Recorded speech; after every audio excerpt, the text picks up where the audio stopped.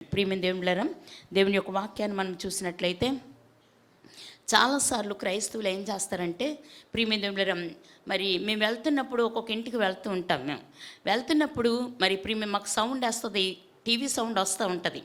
అవి సినిమాలని మాకు తెలుసు. ప్రియమైన దేవుళ్ళారా, మరి వెళ్ళినప్పుడు మేము తలుపు కొట్టినప్పుడు మా యొక్క చప్పుడు ఆలకిస్తారు. మా యొక్క మాట ఆలకించి ఏం చేస్తారంటే వెంటనే దాన్ని దేంట్లోకి మారుస్తారంటే, ప్రియమైన దేవుళ్ళారా, స్టీఫెన్ పాల్ మరి వాక్యంలోకి కానీ, లేకపోతే సతీష్ కుమార్ వాక్యంలోకి కానీ, అది ఎందులోకి మారిపోతూ ఉంటుంది, అంటే వాక్యాల్లోకి మారిపోతూ ఉంటుంది. ప్రియమైన దేవుళ్ళారా, అంటే మేము అక్కడ సినిమా చూడలేదు, కుటుంబం అంతా కలిసి చక్కగా చూస్తారు. ప్రియమైన దేవుళ్ళారా, మేము వెళ్ళేటప్పటికి అది మారిపోద్ది. ప్రియమైన దేవుళ్ళారా, బైబిల్ చేతిలో ఉంటుంది. మరి ఎంత అంటే అంతవరకు ప్రార్థన చేసినట్టుగా, ఎంతో భక్తి పరులుగా, మరి ప్రియమైన దేవుళ్ళారా, అబ్బా ఎంత బాగున్నారో అని ఎవరిని మెప్పిస్తున్నారండి? దేవుడు చూస్తున్నాడు కదండి. ఆయన రహస్యాలను కూడా ఆయనకి తెలుసు. ప్రియమైన దేవుళ్ళారా, నువ్వేం చూస్తున్నావో అవన్నీ కూడా ఆయనకి తెలుసు. ప్రియమైన దేవుళ్ళారా, ఇక్కడ అంటాడు కదా, నైతికమైనవి ఆరోగ్యాన్ని కలిగించేవి ఏ ఆటలైనా కూడా మంచివేనండి. ప్రియమైన దేవుళ్ళారా, ఈరోజు ఆటలాడే పరిస్థితే లేదు. మా చిన్నప్పుడైతే ప్రియమైన దేవుళ్ళారా, మాకు సెలవులు వచ్చాయంటే మరి సాయంత్రం 4 గంటలకు మా అమ్మగారు బయటకు వదిలేవారు. ప్రియమైన దేవుళ్ళారా, ఎంత బేగా వదులుతారా, ఎంత బేగా ఆడుకుందామా అనిపించేది. రింగ్ టెన్నిస్ అని, ప్రియమైన షటిల్ అని, అలాగే ఖోఖో అని, మరి ప్రియమైన ఉయ్యాల్లో ఊగడం అని, చాలా ఆటలు, మరి స్కిప్పింగ్ అని, చాలా ఆటలు ఆడుకునే వాళ్ళని. చాలా బాగుండేది. ప్రియమైన దేవుళ్ళారా, ఎంత అంటే ఇది ఎంత ఎక్సర్సైజ్ అంటే పిల్లలకి మానసికంగా వాళ్ళ యొక్క పరిస్థితి చాలా బాగుంటుంది ఆటలు ఆడుతున్నప్పుడు.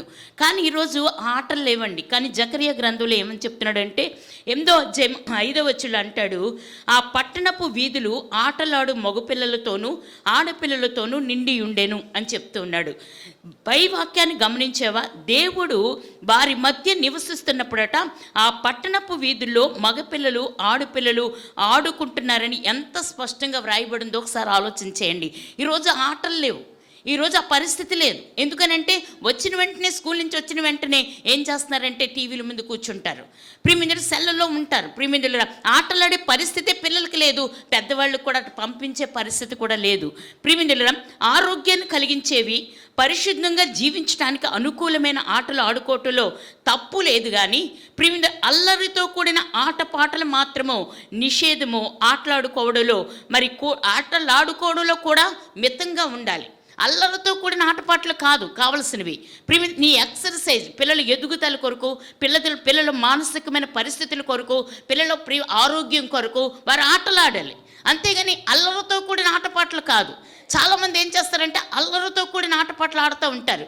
ప్రియమైన జబర్దస్తీలు చూస్తూ ఉంటారు, ఎందుకంటే నవ్వును కలిగిస్తూ ఉంటాయి కదండి, జోకులు వేస్తూ ఉంటారు. ప్రియమైన నలుగురు మరి యవనస్తులు కూడి, మరి పెద్దవాళ్ళనే కూడా కూడి ఏం చేస్తారంటే సినిమాలు డైలాగులు చెప్తుంటారు.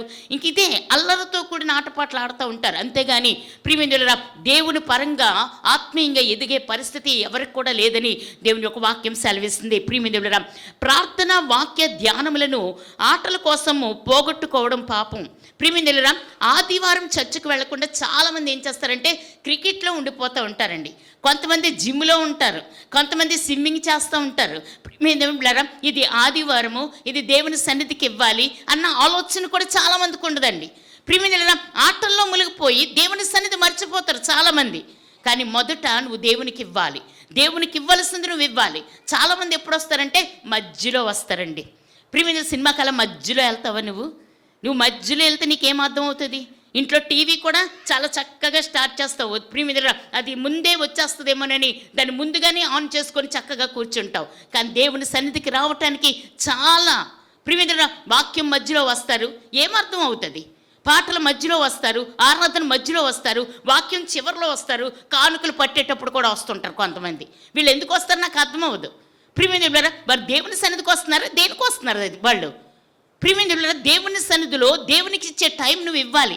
ఎందుకంటే ఆయన నివాస స్థలం ఇది, ఆయన ఇక్కడ ఉన్నాడు. ఆయన నిన్ను దీవించడానికి, నిన్ను ఆశీర్వదించడానికి, నిన్ను మరి పైకెత్తడానికి కూడా ఆయన ఆశీర్వదించే దేవుడిగా ఉన్నాడు. కనుక ఆయన సన్నిధిలో మనము ముందుకుండా ఉండి ప్రార్థన చేసేవారుగా ఉండాలి. అలాగే అల్లరితో కూడిన ఆటపాటల్లో సినిమాలు కూడా ఉన్నాయండి. సినిమా చూడవద్దని బైబిల్లో ఉందా అని చాలామంది అడుగుతూ ఉంటారు. సినిమాలు చూడొచ్చా? సినిమాలు చూడకూడదని ఎక్కడ లేదు కదండి, ఎక్కడ రాయలేదు కదండి అని ఇప్పుడు మేము చాలామంది దాన్ని అడుగుతూ ఉంటారు. అడిగే వాళ్ళు ఎక్కువైపోయారు. ప్రియమైన దేవుళ్ళారా, ఇది పూర్తిగా గ్రహిస్తే నీకే అర్థమవుతుంది. సినిమా చూడడం మంచి కార్యమా ప్రియమైనదేవులారా, లేక పాపం చేయడానికి నడిపించే కార్యమా? సినిమా చూడడం మంచి కార్యమా, లేకపోతే అది నిన్ను పాపం చేయటానికి నడిపించే మార్గమా? ఒకసారి ఆలోచించేయి. ప్రియమైనదేవులారా, ఇక్కడ అంటాడు మత్తయి సువార్త 6:22-23 వచనాల్లో అంటాడు కదా, దేహమునకు దీపం కన్నే గనుక నీ కన్ను తేటగా ఉండి నీ ఎడల నీ దేహం అంతా కూడా ఎలా ఉంటుందట? వెలుగుమయమై ఉంటుందట. ప్రియమైనదేవులారా, కన్ను దేహానికి దీపం. కన్ను మంచివి చూస్తే దేహం మంచిగా ఉంటుంది. కన్ను చెడు విషయాలు చూస్తే దేహం అంతా కూడా ఏమైపోద్దట? చెడిపోద్ది. ప్రియమైనదేవులారా, నీ కన్ను దేన్ని తేటగా చూస్తుందో అది ప్రియమైనదేవులారా అంటాడు, దేహంనకు దీపం కన్నే గనుక నీ కన్ను తేటగా ఉంటే నీ దేహం అంతా కూడా వెలుగుమయంగా ఉంటుందండి. ఈరోజు కన్నే తేడాగా ఉంటుంది. ప్రియమైనదేవులారా, సంఘం మీద ఏవో మాటలు మాట్లాడుతూ ఉంటారు. మన మనస్థితి చూసుకోము, మన పరిస్థితి చూసుకోము, మన జీవితం ఏముంది ఎలా ఉందన్నది ఆలోచన చేయము. అది అవసరం లేదు చాలామందికి. కానీ ఎదుటోళ్ళ మీద నిందలు వేయటానికి చాలా ముందుకు వచ్చేస్తాం. ఎందుకంటే మన కన్ను బాగోలేదు కదా, మన కన్ను బాగోలేదు, మన దేహం అంతా కూడా బాగోదు. ఇతరుల మీద నిందలు వేయటమే. వాళ్ళు ఆ డ్రెస్ వేసుకొచ్చారండి, వీళ్ళు ఇలా వచ్చారండి, వాళ్ళు వాక్యం చదవరండి, వాళ్ళు ప్రార్థన చేయడం సరిగ్గా రాదండి, ఏవేవో మాటలు చెప్తాం. ముందు నువ్వు ఎలా ఉన్నావు ఒకసారి ఆలోచించి. నీ జీవితం సరిగ్గా ఉందా? నీ కన్ను తేటగా ఉందా? నీ కన్ను తేటగా ఉంటే నీ దేహం అంతా కూడా వెలుగుమయంగా ఉంటుందని దేవుని యొక్క వాక్యం సెలవిస్తుంది. కానీ నీ కన్ను తేటగా లేదు, అందుకని నీ దేహం అంతా కూడా మంచిగా లేదండి. దేహం అంతా కూడా చెడిపోయింది. చెడు మాటలే కానీ మంచి మాటలు నీ నోటి వెంట రావు. చూచుట చేత హవ్వ ఏం చేసింది? హవ్వతో ఆదాముతో దేవుడు ఏమన్నాడు? ఈ పండు తిను దినమున నిశ్చయముగా మీరు చేస్తారని చెప్పాడా లేదా? ఈ పండు తిని దినమున నిశ్చయంగా మీరు చేస్తారన్నాడు. కానీ అవ్వమ్మకట పండు ఎలా కనబడుతుందంటే చాలా రమ్యంగా కనబడుతుందట, చాలా ఆకర్షణీయంగా కనబడుతుందంట. ఈరోజు దేవుడు ఏదొద్దంటే అదే మనకి చాలా రమ్యంగా కనబడుతుందండి, చాలా ఆకర్షణీయంగా కనబడుతుంది. ఇంకా ప్రియమైనదేవులారా, ఆవిడ ఏం చేసిందంటే ఆజ్ఞను అతిక్రమించ ఆ పండును తిన్న దినమున ఏం చేసిందంటే మరణం అందరికీ కూడా ప్రాప్తించింది. ఆవిడకి ఒక్కదానికే వచ్చిందా? కాదండి. ప్రతి ఒక్క మానవుడికి కూడా మరణము వచ్చిందని దేవుని యొక్క వాక్యం సెలవిస్తుంది. ఎందుకు? ఈ చూచుట చేత దేవుడు ఏదో వద్దన్నాడో దాన్ని తినడానికి ఇష్టపడ్డది. దానివల్ల ఏం తెచ్చిందంటే దేవుని సన్నిధి కోల్పోయింది, మరణాన్ని లోకానికి తీసుకుని వచ్చిందని దేవుని యొక్క వాక్యం సెలవిస్తుంది. ఈరోజు మనం ఏం తీసుకొస్తున్నాం? నీ కన్ను చెడునిదైతే నీ దేహం అంతా కూడా చెడునిదైపోద్ది. నీ కన్నే తేటగా ఉన్నట్లయితే నీ దేహం అంతా కూడా వెలుగుమయంగా ఉంటుందని దేవుని యొక్క వాక్యం సెలవిస్తుంది. అలాగే సంసోన్, ప్రియమైనదేవులారా, సంసోన్ని దేవుడు పుట్టక ముందే ఆయన ప్రతిష్ఠ చేసుకొని మానోహ భార్యతో చెప్తున్నాడు, నీ కుమారుని నేను వ్రతం అంటే ప్రతిష్ఠ చేశాను, నీ కుమారుని నేను వాడుకుంటానని చెప్పాడు దేవుడు. అతను న్యాయాధిపతిగా బహు బలంగా దేవుడు వాడుకున్న ఈ యొక్క సంసోనట ప్రియమైన చూచటి చేతనే సంసోన్ ఎక్కడికి వెళ్ళాడంటే వేశ్య దగ్గరికి వెళ్ళాడు. ఈరోజు చాలామంది చూస్తున్నారు, దేవుడు వద్దన్న చెప్పినా సరే, దేవుడు అది మంచిది కాదని చెప్పినా సరే ఏం చేస్తుందంటే కన్ను చూడకూడనివి చూపిస్తుంది. దానివల్ల ఆకర్షణ, దానివల్ల నువ్వేం చేస్తున్నావు? జీవితాన్ని పాడు చేసుకుంటున్నావు. అది నీకు రమ్యంగా కనబడుతుంది, అది నీకు ఆకర్షణీయంగా కనబడుతుంది, అది నీకు ఆశీర్వాదకరంగా కనబడుతుంది. ప్రియమైనదేవులారా, సంసోను తొడ మీద పడుకోబెట్టుకొని ప్రియమైనదేవులారా ఏ కళ్ళుతో చేశాడో ఆ కళ్ళునే ఊడబెరికేశారని దేవుని యొక్క వాక్యం సెలవిస్తుంది. అలా చనిపోయాడని దేవుని యొక్క వాక్యం సెలవిస్తుంది. ప్రియమైనదేవులారా, అలాగే చూచుటి చేతనే బెత్షెబాతో దావీదు పాపం చేసి ఎంతగా శ్రమలు తెచ్చుకున్నాడంటే, ఏ పాపం చేశాడో పాపం ఇంట్లోకి వచ్చేసిందండి, తన బిడ్డలు తీసేసింది. ఎన్నో శ్రమలు తెచ్చుకున్నాడు. ఈరోజు శ్రమలు తెచ్చుకోవటానిక ఒకసారి ఆలోచన చేయండి. ప్రియమైనదేవులారా, చూడని విషయాల గురించి మనం ఆలోచించాలి. ప్రియమైనదేవులారా, నువ్వు చూడని దాని గురించి, వినని దాని గురించి నీ జీవితంలో ఎంత ఆలోచిస్తున్నావు ఒకసారి ఆలోచించేయి. ఒక అందమైన స్త్రీని చూసినప్పుడు నీవు జయము లేని వాడు అయితే ఆమెను గురించి చెడుగా తలంచటానికి అవకాశం ఉంది. ఆమెను చూడకపోతే ఆ అవకాశమే ఉండదు కదండి. నీ కన్ను సరిగ్గా లేకపోతే, నీ జీవితంలో జయం అనేది లేకపోతే ఆ స్త్రీని చూసినప్పుడట ప్రియమైనదేవులారా ఆ స్త్రీని నువ్వేం ఆలోచిస్తావంటే చెడుగా ఆలోచిస్తావు.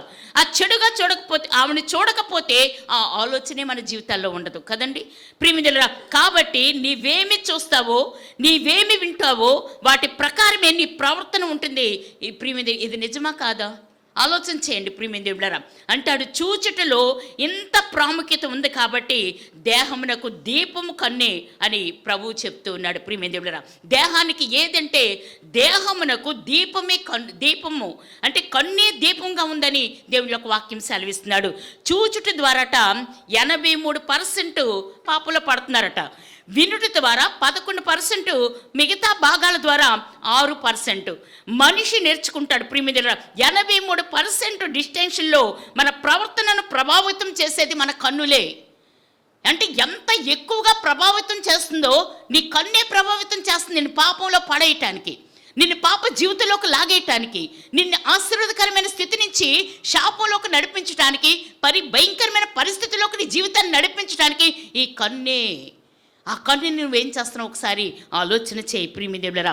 అంటాడు కదా, ఇటువంటి దేహానికట రాజమార్గమైన మన కన్నులను పాడు చేయటానికి సాతాను వేసిన మాస్టర్ ప్లాన్ ఏంటంటే సినిమా చూడవద్దని బైబిల్లో వ్రాయబడి ఉన్నదా అని అడిగేవే.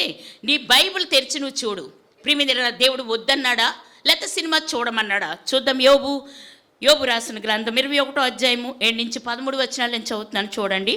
భక్తిహీనులు ఎలా బ్రతుకుదురు, వారు వృద్ధులై బలాభివృద్ధి ఎలా నొందుదురు, వారి పిల్లలు నటనము చేయుదురు, తంబుర స్వరమండలములను పట్టుకొని వాయించుదురు, సానిక నాదము విని సంతోషించెదరు, వారు శ్రేయస్సు కలిగి తమ దినములు గడుపుదురు, ఒక్క క్షణములోనే వారు పాతాళమునకు దిగుదురని దేవుని యొక్క వాక్యం సెలవిస్తుంది. ప్రియమైన దేవులారా, పై వచనాలు గమనించావా? సినిమా అంటే ఏమిటి? నటనమే కదా. ప్రియమైన దేవులారా, ఇందులో నటించే వారిని ఏమని పిలుస్తారు? సినిమా నటులు ఏమని పిలుస్తారు? నటులు అని పిలుస్తారు కదండి. ప్రియమైన వారి నటల్నే, సినీ నటులనే కదా నటనను చేయవారని భక్తిహీనులని పిలిచాడు దేవుడు. ప్రియమైన దేవులారా, సినిమా ఆరంభం నుండి కూడా ముగింపు వరకు కూడా వారు ఏం చేస్తారంటే నటనమే చేస్తారు కదండి. అది నిజ జీవితం కాదు కదా, వారు నటనే చేస్తారు. సినిమాలో స్త్రీ పురుషులు కలిసి రోడ్లపై డ్యాన్సులు వేస్తూ ఉంటారు. ప్రియమైన ఎంత డ్యూయెట్లు పాడతారంటే అక్కడ కనబడతారు పార్కులో, ఆ తర్వాత రోడ్ల మీద కనబడతారు, రోడ్ల మీద నుంచి ఫ్లైట్లో కనబడతారు, ఫ్లైట్లోంచి ఎక్కడ ట్రైన్లో కనబడతారు, ట్రైన్లోంచి బస్సుల్లో కనబడతారు, ఎక్కడన్నా కనబడతారు వారు పాటలు పాడుకుంటూ కదండి. డ్యాన్సులు చేసినట్లుగా నిజంగా ప్రజల మధ్య సంసారం కలిగిన స్త్రీ పురుషులు డ్యాన్స్ చేయగలుగుతారా? అలా డ్యాన్స్ చేయగలుగుతామా మనం? ఆలోచించండి. సినిమా యాక్టర్లు చేసినట్టుగా మనము కూడా నిజ జీవితంలో డ్యాన్స్ చేయగలుగుతున్నామా? ప్రియమైన దేవులారా, నిజంగా భార్యాభర్తలు రోడ్ల మీద అసభ్యకరమైన దుస్తులతో రోడ్లపై డ్యాన్స్ చేస్తే సమాజం ఏమంటుంది? ప్రియమైన యవ్వనస్తులు ఎంతగా చెడిపోతారు ఆలోచన చేశారా? ప్రియమైన దేవులారా, అంటున్నాడు కదా, ఈ నటన అనేది భక్తిహీనులు చేసే పని, లోకస్తులు చేసే పని. అయితే వారు ఒక్క క్షణంలోనే పాతాళములకు దిగుదురు అని యోబు అనేకమైన సంవత్సరాలు క్రితమే ఆయన ప్రవచించాడు. ప్రియమైన దేవులారా, ఈరోజు నువ్వు సినిమా యాక్టర్లు చూడాలనుకుంటున్నావా? ప్రియమైన దేవులారా, సినిమా యాక్టర్లతో సంతకాలు చేయించాలనుకుంటున్నావా? లేకపోతే సినిమా యాక్టర్లు సెకండ్ ఇవ్వాలనుకుంటున్నావా? సినిమా యాక్టర్లతో నువ్వు ప్రియమైన కలిసి సెల్ఫీలు తీయించుకోవాలనుకుంటున్నావా? నువ్వు కూడా అలా చేసి మా నరకంలో దిగితే వాళ్ళందరూ కూడా అక్కడే ఉంటారు కదండి. అప్పుడు సెల్ఫీలు తీసుకోవచ్చు, సంతకాలు పెట్టుకోవచ్చు, ఆలింగనం చేసుకోవచ్చు, ముద్దులు పెట్టుకోవచ్చు, ఏమైనా చేసుకోవచ్చు. అక్కడికి వెళ్దామా? అక్కడికి వెళ్దాం. వాళ్ళతో పాటు మనం కూడా అక్కడికి వెళ్దాం. ఆ నరకంలోకి వెళితే వాళ్ళందరినీ చూసేయచ్చు. ఈరోజు కనబట్టలేదు కదా. ప్రియమైన దేవులారా, అటువంటి పరిస్థితి వాళ్ళకు ఉందని ఇక్కడ దేవుని యొక్క వాక్యం ఇక్కడ తెలియచేయబడతా ఉంది. 1 కొరింథీయులకు రాసిన పత్రిక 7వ అధ్యాయము 31వ వచనంలో పౌలు కూడా ప్రవచించాడు. ఏలయనగా ఈ లోకపు నటన గతించుచున్నది. ఈ లోకంలో నటన జీవితం ఏమైపోతుందంటే గతించిపోతుందని దేవుని యొక్క వాక్యం సెలవిస్తూ ఉంది. ప్రియమైన దేవులారా, సినిమా అనేది ఈ లోకపు నటన కాదా? ప్రియమైన దేవులారా, నువ్వు గుండె మీద చేయి వేసుకొని చెప్పు, సినిమా అనేది ఈ లోకపు నటన కాదని, లేదు సినిమా అనేది ఈ లోకపు నటనే అని ఒకసారి నువ్వు ఆలోచన చేయి. నువ్వు చెప్పు ప్రియమైన దేవులారా, అందులో ఎంత మాత్రము కూడా అనుమానం లేదు కదండి. నటనము చేయవారు పాతాళంలో దిగుదురని, ఈ లోకపు నటన గతించునని బైబిల్ ఇంత స్పష్టంగా చెప్తుంటే సినిమా చూడవద్దని ఎక్కడన్నా వ్రాయబడిందా? ఎంత చక్కని జవాబు ప్రశ్న వేస్తామో. ఇతరులకు ఎంత చక్కగా మనం ప్రియమైన ప్రశ్నలు వేస్తూ ఉంటాం. సినిమా చూడొద్దని ఎక్కడన్నా బైబిల్లో ఉందా అండి? ఎక్కడ బైబిల్లో లేదు కదా. ప్రియమైన దేవులారా అని అడగటం సరి అయినదేనా? నటనము చేసేవాళ్ళు భక్తిహీనులు, నరక పాత్రులని యోబు అన్నాడు. ఈ నటన అనేది లోకానికి సంబంధించిందని, అది గతించిపోతుందని పౌలు అన్నాడు ప్రియమైనది. కాబట్టి నటన అనగా సినిమానే, ఇది ఖచ్చితంగా లోక సంబంధమైనదే అని దేవుని యొక్క వాక్యం సెలవిస్తుంది. ప్రియమైనది, 1 యోహాను 2వ అధ్యాయము 15-17 వచనాలు చూసినట్లయితే, ఈ లోకములోనైనను లోకములో ఉన్న వాటినైనను ప్రేమింపకుడి, ఎవడైనను లోకమును ప్రేమించిన ఎడల తండ్రి ప్రేమ వానిలో ఉండదు. నువ్వు లోకాన్ని ప్రేమిస్తున్నావా? లోకములో ఉన్న వాటిని ప్రేమిస్తున్నావా? ఎవడైనాను లోకమును ప్రేమించిన ఎడల వారిలో తండ్రి ప్రేమ ఉండదు. యేసుక్రీస్తు యొక్క ప్రేమ నీ జీవితాల్లో ఉండదు అని దేవుని యొక్క వాక్యం సెలవిస్తుంది. లోకములో ఉన్నదంతయు కూడా అనగా శరీరాశయు, నేత్రాశయు, జీవపుడంబము తండ్రి వల్ల పుట్టినవి కావు, అవి లోక సంబంధమైనవి. లోకము దాని ఆశ గతించిపోచున్నవి, కానీ దేవుని చిత్తంని జరిగించేవాడు నిరంతరము నిలుస్తాడు.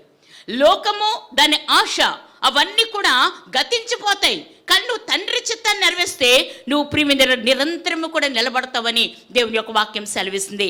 సినిమా అనేది ఖచ్చితంగా లోక సంబంధమైనదే, అది ఒకరోజు నశించిపోతుంది. ప్రియమైన కొలసీలకు రాసిన పత్రిక 3వ అధ్యాయము 1-3 వచనాలు చదివినట్లయితే, వ్రాయబడిన ప్రకారము మీరు క్రీస్తుతో కూడా లేపబడిన వారైతే పైనున్న వాటినే వెతుకుడి, కానీ భూ సంబంధమైన వాటిని వెతకవద్దని పౌలు చెప్పాడు. పైనున్న వాటిని వెతకాలి. ఎందుకనంటే మనము క్రీస్తుతో కూడా లేపబడ్డాం కదా. క్రీస్తు మృతుల్లోంచి లేపబడినట్టుగా మనం లేపబడ్డాం కనుక మనం పైనున్న వాటిని చూడాలి, కానీ భూ సంబంధమైన వాటిని వెతకవద్దని పౌలు చెప్తూ ఉన్నాడు. ప్రియదేవులారా, లోకస్తులు లోక విషయంలో సంతోషిస్తారు, మనము క్రైస్తవులము లోక విషయాల్లో సంతోషింపరాదని దేవుని యొక్క వాక్యం సెలవిస్తుంది. 1 యోహాను 5వ అధ్యాయం 17 ప్రకారము సకల దుర్నీతియు కూడా పాపమే. ప్రియదేవులారా, 1 దెస్సలోనికీయులకు రాసిన పత్రిక 5వ అధ్యాయం 21వ వచనము ప్రకారము సమస్తమును కూడా పరీక్షించి మేలైన దాన్ని చేపట్టుడి, ప్రతి విధమైన కీడునకు అనగా కీడుగా కనబడే ప్రతి దానికి కూడా దూరంగా ఉండుడని బైబిల్ స్పష్టంగా చెప్తుందండి. ప్రతి దానికి ప్రియదేవులారా, కీడునకు అనగా కీడుగా కనబడే ప్రతి దానికి కూడా మనం ఎలా ఉండాలట? దూరంగా ఉండాలి. సినిమాల వల్ల నీ పిల్లలు చెడిపోతున్నారు, సినిమాల వల్ల నీ కుటుంబం చెడిపోతుంది, సినిమాల వల్ల ప్రియమిత్రులారా నీ జీవితం, నీ పిల్లల జీవితం పాడైపోతుందని దేవుని యొక్క వాక్యం సెలవిస్తుంది. ప్రియమిత్రులారా, అటువంటి వారికి మనము దూరంగా ఉండాలని దేవుని యొక్క వాక్యం సెలవిస్తుంది. సినిమా అనే పదము బైబిల్లో వ్రాయబడిన కాలంలో వాడుకలో లేదండి, కాబట్టి ఆ పదము నీకు బైబిల్లో దొరకదు. కానీ నటనము అనే పదము అప్పుడు వాడుకలో ఉందండి. కాబట్టి నటనము చేసేవారు భక్తిహీనులని, వారి పాతాళంలో పడతారని పరిశుద్ధాత్మ వ్రాయించాడు. సమస్తమును కూడా పరీక్షించి మేలైన దాన్ని చేసి కీడుగా కనబడే ప్రతి దానికి కూడా దూరంగా ఉండమని దేవుని యొక్క వాక్యం సెలవిస్తుంది. ప్రియదేవులారా, అందుకని నేను సినిమాలోని మంచి విషయాలను తీసుకొని నేను చెడ్డ విషయాలకు దూరంగా ఉంటాను అనుకుంటున్నావా? అయితే ఒక ప్రశ్న నేను అడగాలనుకుంటున్నాను. నేను మంచి విషయాలే తీసుకుంటానండి, సినిమాలో చెడు విషయాలు నేను తీసుకోనండి అని నువ్వు అనుకుంటున్నావు అనుకో, నీకు ఒక ప్రశ్న. ప్రియమిత్రులారా, సినిమా చూడకముందు నువ్వు పరిశుద్ధంగా ఉన్నావా? లేదా సినిమా చూసిన తర్వాత పరిశుద్ధంగా ఉన్నావా? సినిమా చూడకముందు నువ్వు పరిశుద్ధంగా ఉన్నావా? సినిమా చూసిన తర్వాత నువ్వు పరిశుద్ధంగా ఉన్నావా? ఆలోచించే. ప్రియమిత్రులారా, మంచిని మాత్రమే తీసుకొని చెడును వదిలివేయటకు నీవేమీ హంసవు కాదు. హంస ఏం చేస్తావు తెలుసండి? పాలు తాగుతుంది కానీ నీళ్లు వదిలేస్తుంది. అందులో పాలు తీసుకుంటుంది, నీళ్లు వదిలేస్తుంది. కానీ మంచిని తీసుకునే పరిస్థితి ఈరోజు మనకు లేదు. ప్రియమిత్రులారా, అంటాడు ఇర్మియా 17వ అధ్యాయం 9వ వచనం, ఎందుకనంటే హృదయము అన్నిటికంటే మోసకరమైనది, ఇది ఘోరమైన వ్యాధి కలది, దాన్ని గ్రహించగలవాడెవడు? దాన్ని గ్రహించేవాడెవడు? నీ హృదయమే నిన్ను మోసం చేస్తుంది. ప్రియమిత్రులారా, ఇది ఘోరమైన వ్యాధి కలది, దాన్ని గ్రహించేవాడెవడు? ఎవరు గ్రహించగలరు? ప్రియమిత్రులారా, మంచి కంటే చెడునే ఎక్కువగా ప్రేమించే స్వభావం మనది. సినిమాలో నటించే స్త్రీలు సగం శరీరం కనబడే విధంగా వారి వస్త్రధారణ ఉంటుందండి. ప్రియమిత్రులారా, నిన్ను పాపపు కోరలతో కలుషితం చేయదా? ఒక స్త్రీని మోహపు చూపుతో చూస్తేనే దేవుడు ఏమన్నాడంటే వ్యభిచారం అన్నాడు. మన ప్రభువు నువ్వు చూసిన అన్ని సినిమాల్లోని కూడా పాపపు దృశ్యాలు నీతో మానసికమైన వ్యభిచారం చేయించట్లేదా? ఎవరితో చూస్తావు? పిల్లలతో చూస్తావు, నీ భర్తతో చూస్తావు, నీ అమ్మ నాన్నతో చూస్తావు, నీ అత్తమావులతో చూస్తావు, నీ తమ్ముళ్ళతో చూస్తావు, నీ యొక్క అక్క చెల్లెలతో చూస్తావు. దేన్ని చూస్తున్నావు? దేవుని చూస్తున్నావు నువ్వు. ప్రియమైన భయంకరమైన ఆ వస్త్రధారణ, ఆ యొక్క డ్యాన్సులు, ఆ యొక్క పరిస్థితి ఎంత అసహ్యకరంగా ఉంటుందండి. ఒకసారి ఆలోచించేయండి. అందులో మంచి అన్నది ఉన్నదా? ఈరోజు క్రిస్టియన్ కుటుంబాలని చెప్పుకుంటున్నాం. ఎవరి ఇంట్లోకి వెళ్ళినా టీవీలు చూస్తూనే ఉంటాం, మేము వింటాం, మేము సైలెంట్గా వెళ్తాం, అక్కడ టీవీలు మోగుతూనే ఉంటాయి. అవి ఏం మోగుతాయంటే సినిమాలే. ఎంత ఆనందంగా చూస్తారంటే పడుకొని చూస్తారు, కూర్చొని చూస్తారు.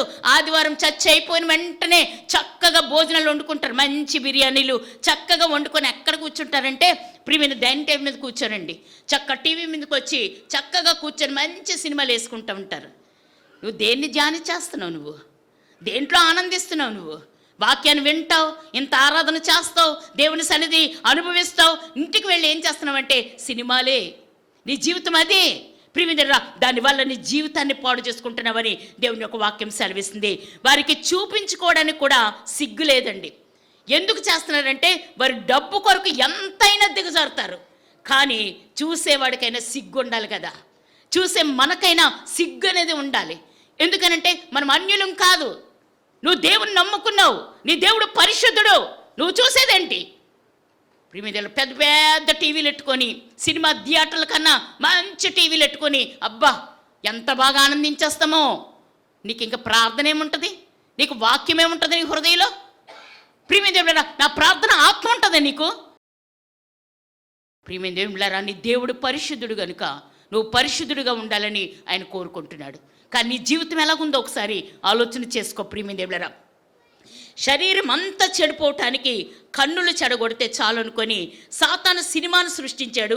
సినిమాను చూసి నువ్వు ప్రార్థించగలవా? ప్రియమిత్రులారా, సినిమాలు చూస్తున్న నీవు మందిరంలోను, ఇంటిలోను, సమాజంలోను స్త్రీలను పవిత్రంగా చూడగలవా? ప్రియమిత్రులారా, 3 గంటలు థియేటర్లో గడుపుతావు. అలాగే సమయాన్ని వృధా చేయటమే కాక నీ మనస్సును కూడా పాడు చేసుకుంటున్నావు. ప్రియమిత్రులారా, ఎఫెసీయులకు రాసిన పత్రిక 5వ అధ్యాయం 15వ వచనం చూసినట్లయితే సమయం పోనీయక సద్వినియోగం చేసుకోమని వ్రాయబడింది. అదే సమయము బైబిల్ ధ్యానానికి, దేవుని పనికి కేటాయిస్తే నీవెంతో ఆత్మీయంగా బలంగా ఎదుగుతావు. 3 గంటలు వెయిట్ చేస్తుంది. ప్రియమిత్రులారా, నీ సమయాన్ని వేస్ట్ చేసుకుంటున్నావు. దేన్ని చూస్తున్నావు? నిన్ను పాడు చేసేదాన్ని చూస్తున్నావు. నీ పిల్లలు పాడైపోతున్నారు, నీ జీవితాలు పాడైపోతున్నాయి. ఎందుకు పనికిరాని స్థితిలోకి వెళ్ళిపోతున్నారు? ప్రియమిత్రులారా, జబర్దస్తులు చూస్తారు కొంతమంది. ప్రియమిత్రులారా, ఎవరిని ఎలా చంపుతున్నారా అంటే డిటెక్టివ్ ఏమంటారు అవి? ప్రియమిత్రులారా, అవి ఏం చేస్తారంటే ఎవరిని చంపుతున్నారు, ఎవరిని ఎలా వదిలేస్తున్నారు, ఎవరు ఎలాతో తిరుగుతున్నారు. అబ్బాయి ఎంత ఆనందంగా చూసేస్తావో. అదే ప్రార్థనలో ఎందుకట్లేదు? వాక్యంలో ఎందుకు ఆనందించట్లేదు? ప్రియమిత్రులారా, నిన్ను దేవుని యొక్క రాజ్యంలో కూర్చోబెట్టడానికి ఇష్టపడుతున్నప్పుడు నువ్వేం చేస్తావు? నీ జీవితం ఎలా ఉంది? ప్రియమిత్రులారా, ఆలోచన చేయండి. ప్రియమిత్రులారా, ఏదో వ్యర్థమైన వాటికి నీ జీవితాన్ని గడుపుకుంటున్నావు. ఆ 3 గంటలు కూడా నువ్వు దేవుని సన్నిధిలో ప్రార్థన చేస్తే నీ కుటుంబం ఆశీర్వదించబడుతుంది, నీ బిడ్డలు ఆశీర్వదించబడతారు, నీ యొక్క బంధువులు ఆశీర్వదించబడతారు. ప్రియమిత్రులారా, కానీ ఆ ప్రార్థన జీవితం మనం ఇవ్వం. ప్రియమిత్రులారా, ఇక్కడ అంటాడు కదా, అనేకులు సినిమా చూస్తే జ్ఞానం పెరుగుతుందని పిల్లల్ని ఎక్కడ తీసుకుని వెళ్తారంటే సినిమా హాల్లో కూర్చోబెడతా ఉంటారండి. ప్రియమిత్రులారా, సినిమాలు చూడటానికి ఫ్రెండ్స్తో పంపిస్తూ ఉంటారు. పిల్లల్ని ఫ్రెండ్స్తో పంపిస్తుంటారు థియేటర్లకి. ఆడపిల్లల్ని, మగపిల్లల్ని. ప్రియమిత్రులారా, ఎంతమంది జీవితాలు పాడైపోతున్నాయి. అవి చూసి పిల్లలు ప్రేమించటాలు, ఇష్టానుసారంగా తిరగటాలు, ఎంతమంది జీవితాలు పాడైపోయిన పరిస్థితుల్లో ఉంటున్నాయి సినిమాలు చూసి. ప్రియమిత్రులారా, ఒకసారి ఎప్పుడైనా ఆలోచన చేసావా? ప్రియమిత్రులారా, ఇక్కడ అంటాడు కదా, బైబిల్ ధ్యానానికి కానీ ఇక్కడ అంటాడు అజ్ఞానులుగా మారుస్తున్నారు పిల్లలని. ప్రియమిత్రులారా, సినిమా చూసి బాగుపడటం తర్వాత సంగతి కానీ చెడిపోయిన వారే కుప్పల తెప్పలుగా పడి ఉన్నారు. సీరియల్స్ కూడా ఎంత ఆనందంగా చూస్తామో కదండి. సీరియల్స్ కూడా చాలా బాగా సినిమాల కంటే ఎక్కువ చూస్తాం. అది చూపించేది ఎంత అయితే దానికోసం ఎంతగా వెయిట్ చేస్తామంటే ఇంకొక అరగంట ముందు నుంచే దాన్ని ఆన్ చేసి ఉంచుతాం. ఎందుకంటే సీరియల్ అయిపోద్ది.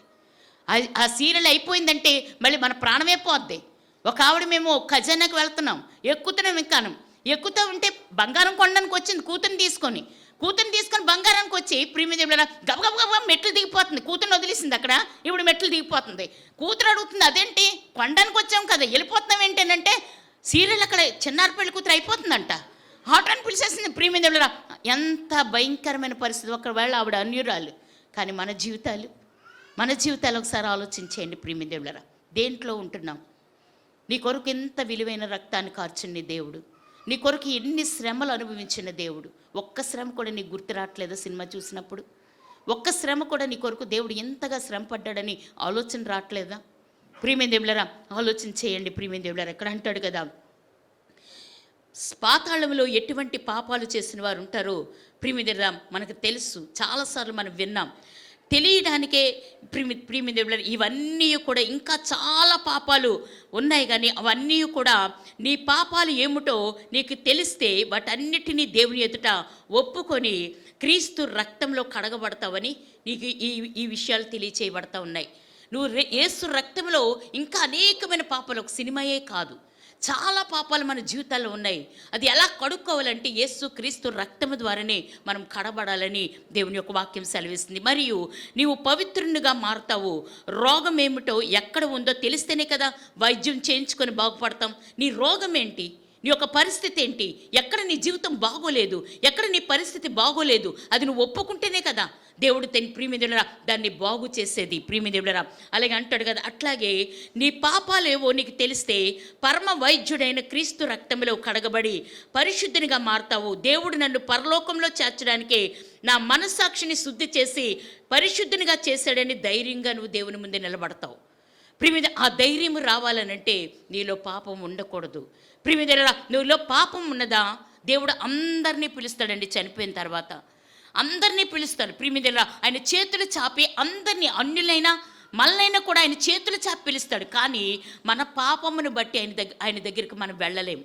ఎక్కడ పరిగెడతామంటే ఆ చీకట్లోకి, ఆ సాతాన హస్తాల్లోకి మనం పరిగెడతాం, కానీ ఆ దేవుని దగ్గరికి, ఆ వెలుగుమయమైన ఆ దేవుని దగ్గరికి మనం వెళ్ళలేము.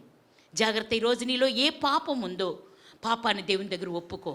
ఇప్పటికైనా దేవుని ముందు నువ్వు ధైర్యంగా నిలబడాలంటే నీ పాపం నీలో ఉండకూడదు. ఆయన పరిశుద్ధుడు కనుక నువ్వు పరిశుద్ధుడిగా ఉండాలని ఆయన కోరుకుంటూ ఉన్నాడు. ప్రియమైన దేవులారా ఇక్కడ అంటాడు కదా, నరకం అనేది ఇలాంటి పాపాలు చేసేవారి గురించే ఉందని గుర్తించి వాటిని ఒప్పుకొని విడిచిపెడతానని, ప్రియమైన విడిచిపెడతావని నేను నమ్ముతూ ఉన్నానండి. అందుకే ఈ మాట నేను ఎంచుకున్నాను.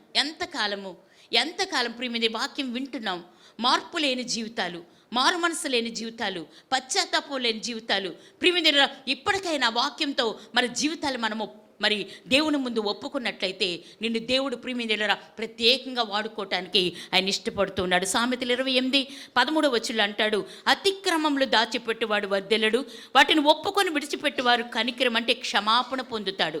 అతిక్రమములను దాచిపెట్టుకుంటే నువ్వు వర్ధెల్లో, అతిక్రమములు విడిచిపెట్టు, అప్పుడు దేవుడు నిన్ను క్షమిస్తాడు. ప్రియమైన నీ పాపాన్ని క్షమిస్తాడని దేవుని యొక్క వాక్యం సెలవిస్తుంది. పాపము దాచితే నష్టపోతావు, ఒప్పుకొని విడిచిపెడితే క్షమాపణ పొందుతావు. పాపినని దేవుని ఎదుట ఒప్పుకొని క్రీస్తునందు విశ్వాసం ఉంచితే నువ్వు పాప క్షమాపణ పొందుతావు. ఇంతవరకు చేసిన పాపాలన్నిటినీ కూడా కడిగి ఇక ముందు పాపాలు చేయకుండా ఉండేందుకు దేవుడు కృపనిస్తాడని దేవుని యొక్క వాక్యం సెలవిస్తుంది. ప్రియమైన దేవులారా పాపం కడిగేవాడు, పాపం చేయకుండా కంట్రోల్ చేసేవాడు యేసుక్రీస్తే. ప్రియమైన దేవులారా నీకు తెలిసిన ప్రతి పాపమును కూడా ఒప్పుకోవడం వల్ల నీ హృదయం ఏమవుతుందంటే శుద్ధీకరించబడుతుంది. ప్రియమైన నీ హృదయం పరిశుద్ధపరచబడుతుంది. నీ హృదయంలో ఆయన ఉండటానికి ఆయన ఇష్టపడతాడని దేవుని యొక్క వాక్యం సెలవిస్తుంది. ప్రియమైన దేవులారా 1 యోహాను 3:20 చూసినట్లయితే మన హృదయాలు మన యందు దోషారోపణ చేయని ఎడల దేవుని ఎదుట ధైర్యం గలవారు మగుదం. దోషారోపణ ఒకవేళ నీ హృదయమే చేస్తే నీవు దేవుని ముందే నిలబడవు. ప్రియమైన దోషారోపణే చేయని ఎడల దేవుని ముందు ఎలా నిలబడతావు అంటే ధైర్యంగా. ప్రియమైన నీ దేవుని ముందు నువ్వు ధైర్యంగా నిలబడతావని దేవుని యొక్క వాక్యం సెలవిస్తుంది. ప్రియమైన దేవులారా అంటాడు మత్తయి సువార్త 5:8 హృదయ శుద్ధి గలవారు ధన్యులు, వారు దేవుణ్ణి చూచెదరు. హృదయ శుద్ధి కలవాలి. హృదయం పరిశుద్ధంగా ఉంటే నీ దేవుని నువ్వు చూస్తావు. ప్రియమైన నీ హృదయమే పరిశుద్ధంగా లేకపోతే నువ్వు దేవుని ఎలా చూస్తావు? ప్రియమిత్రుడు అంటాడు నీ హృదయం నిందారహితంగా ఉంటే రాకల్లో ఎత్తబడతాననే ధైర్యమట కలిగి ఉంటావు. ప్రియమిత్రుడరా పాప క్షమాపణ మాత్రమే కాదు కానీ పరిశుద్ధమైన జీవితం కూడా మనము కలిగి ఉండాలి.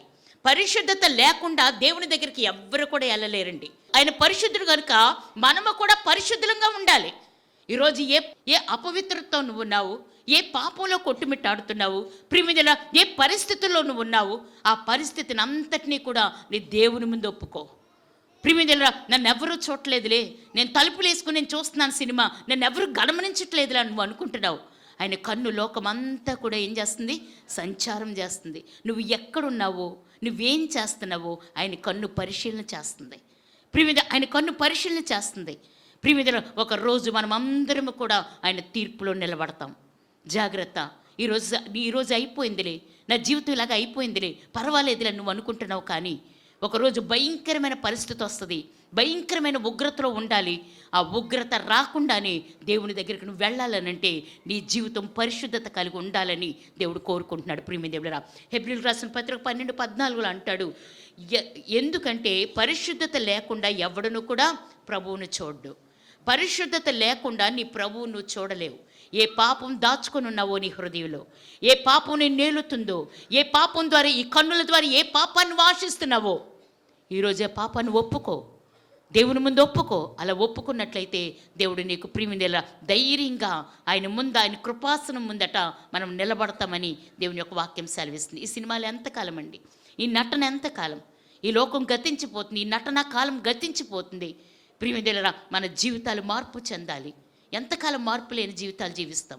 ఎంతకాలం పవిత్రమైన జీవితాలు జీవించకుండా ప్రియమిత్రులారా భయంకరమైన పరిస్థితుల్లో మనం ఉంటాం. దేవుని నమ్ముకున్నాం, దేవుని రక్షణ పొందుకోవాలి, దేవుని బిడ్డలుగా చేర్చబడాలి. 24 గంటలు సెలలో ఉంటారు. పిల్లలు దేవుని సన్నిధికి తీసుకొద్దామన్న ఆలోచన లేదు. పిల్లల జీవితాలు ఎంతగా పాడైపోతున్నాయి మీకు అర్థం అవట్లేదు. ప్రియమిత్రులారా, వారి జీవితాలు సాతాను ఎంతగా పాడు చేయాలని అది ఇష్టపడుతుందో. ప్రియమిత్రులారా, అటువంటి బిడ్డల్ని దేవుని సన్నిధికి తీసుకొని వస్తే వాక్యం వారిని సరిచేస్తుంది, వాక్యం వారిని జీవింపచేస్తుంది, వాక్యం వారిని ఆలోచింపచేస్తుంది, వారి జీవితాలు కట్టుకునే విధంగా చేస్తుంది. ఎంతమంది యవ్వనస్తుల జీవితాలు పాడైపోతున్నాయో తెలుసా? ప్రియమైన ఈ టీవీలకు అలవాటైపోయి, ఈ సెల్లలకు అలవాటైపోయి వారు ఏం చూస్తున్నారో కూడా తెలియకుండా ఈ చెవుల్లో పెట్టుకుంటారు, యువతలకు ఏమీ వినబడదు. వారు ఏం చేస్తున్నారో దానిలో నిమగ్నమైపోతారండి చాలామంది. అటు బస్సు వస్తుందో తెలీదు, ఇటు ఆటో వస్తుందో తెలీదు, ఏ బండి కొట్టేస్తుందేమో తెలీదు, వాళ్ళకి వినపడదు. ఎందుకంటే దాంట్లోనే ఉంటారు, వాళ్ళు ఆ పాపంలోనే ఉంటారు 24 గంటలు కూడా. అటువంటి వారిని సరిచేసే తల్లిదండ్రులుగా మనం ఉండాలి. అంతేగాని తల్లిదండ్రులు కూడా వాళ్ళతో పాటు కలిసి కూర్చొని ఆ పాపాన్ని జుర్రుకుంటూ, ఆ పాపాన్ని జుర్రుకుంటూ నువ్వు కూడా నీ పిల్లలకి చెప్పలేని పరిస్థితుల్లో నువ్వు ఉంటున్నావని దేవుని యొక్క వాక్యం సెలవిస్తుంది. జాగ్రత్త. దేవుడి మాటలు మన మిడుకుల్లో దీవించునుగాక.